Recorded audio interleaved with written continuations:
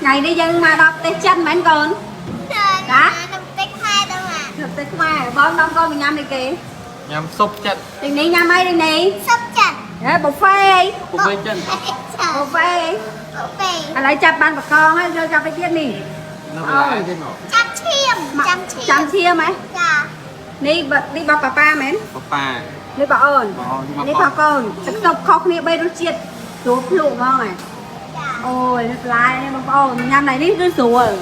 cứ con lao bằng coi sủa nhâm mà នេះសម្លេងអមអូបងប្អូនទៅដល់ទីណាក៏ខ្ញុំអត់ភ្លេចជាមួយនឹងសម្លេងអមអូដែរពេលដែលជូទៅគឺទៅចាក់ស្បែកមុខធ្វើឲ្យមុខយើងគឺបាត់មុនបាត់ជាប់បាត់ដាច់ក្រួយមុនកប់មុនផ្ទុះកម្រិតណាក៏ដោយក៏ព្យាបាលបាត់ដែរបងប្អូនសម្លេងអមអូកំពុងតែផ្ទុះកំពុងតែវាយលុកលើទីផ្សារបងប្អូនណាដោយសារអីគឺគុណភាពបងប្អូនដឹងហើយសម្លេងអមអូគឺឈរជើងរាប់ឆ្នាំហើយដោយសារគុណភាពល្អបងប្អូនប្រើត្រូវបាន pick break មកមិនមែនដោយសារ BA ប្រម៉ូទទេគឺដោយសារគុណភាពនឹងឯងអញ្ចឹងបងប្អូនអាចរកទិញតាមទីផ្សារបានព្រោះអីសម្លេងអមអូគ្រប់ទីផ្សារខេត្តក្រុងអីមានលក់ទាំងអស់ណាបង